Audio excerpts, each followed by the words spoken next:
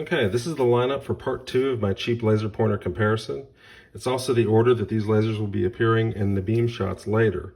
These are all 532 nanometer lasers that I'll be comparing, with the exception of the 3 on the right, which are 520 nanometer. In the last video, we looked at the model laser 301 and laser 303 lasers over here, these 5. From left on the end here, we've got a laser 303 from the laserpointerstore.com. We got a laser 303 from eBay. We got a laser 301 from eBay. We got a laser 301 from laserpointerstore.com. And we have a rechargeable laser 303 style pointer from Amazon under the brand name FobSurd. I've got a Gatling style laser here from eBay. I've got a pin style laser from laserpointerstore.com, and I've also got this model 851 from laserpointerstore.com. And these 4 are all from Amazon. I think this is under the brand Evitri. This is under the brand Fudox. This is under the brand Deny Buy, which I think was the #1 overall Amazon pick. And this one right here is under the name CalJag.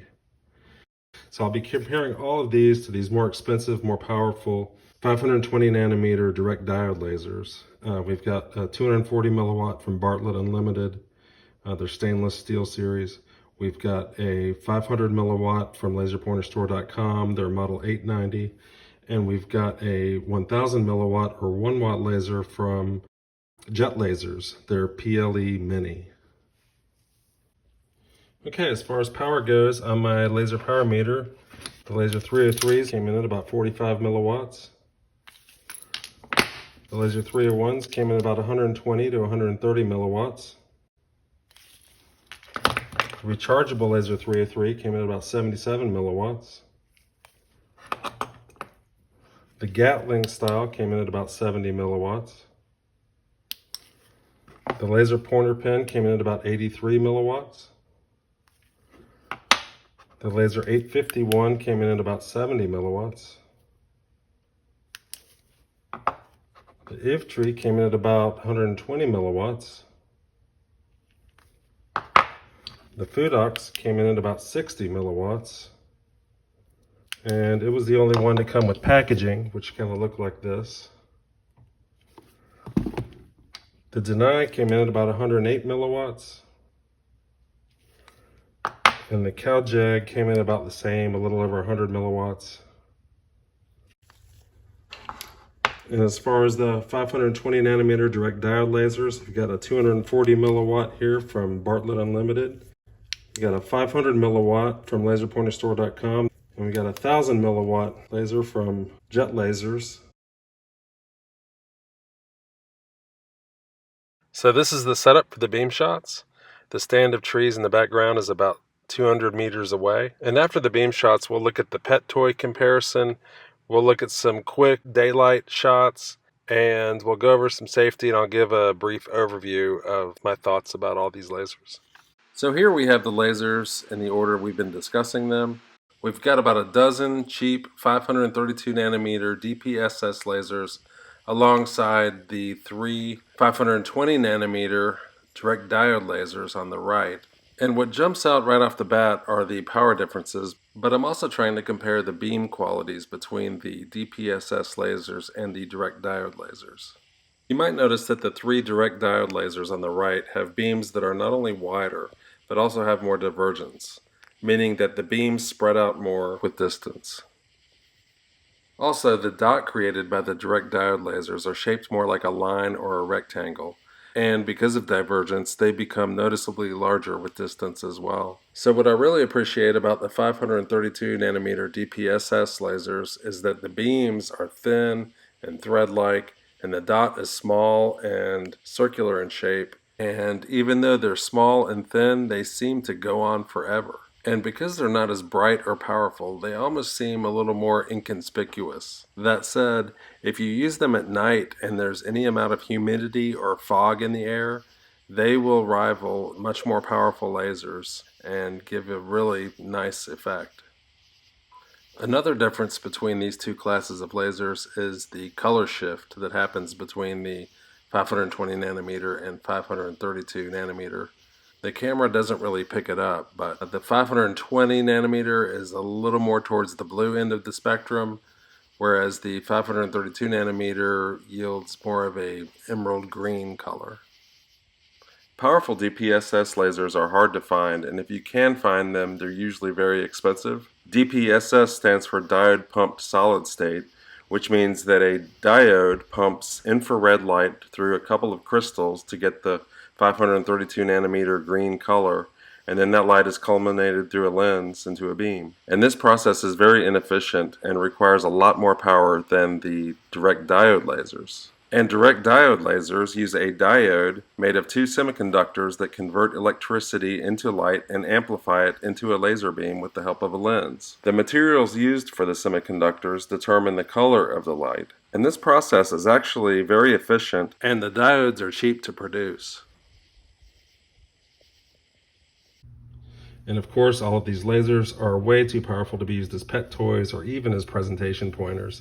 And I'll demonstrate that using this keychain laser that I bought at a pet store and compare it to one of the 532 nanometer lasers. And you can tell that the green laser is just way too bright and way too dangerous to be used around pets. And you should really wear safety glasses whenever working closely with these lasers. Watch out for the reflections, as you can see here. They'll get you every time. And especially if trying to burn things, or even when looking at the dot, you need to put those safety glasses on to protect your eyes, because these laser pointers are very powerful. Here's an example of a daylight beam shot using a 301 and 303 style laser pointer alongside the 500 milliwatt 520 nanometer laser. This is from about 18 meters. And this is the same three lasers aimed at a bridge support about 50 meters away.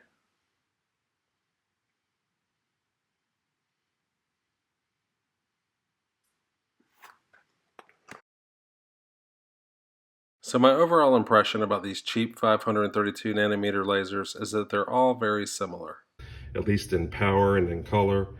The hosts do vary a little bit, which I'll talk about briefly. We got the laser 301 and laser 303 style over here. And they're nice because they have a focusing ring. They have a key lock, which prevents accidental activation. They run on 18650 batteries. It goes in positive side towards the tail cap.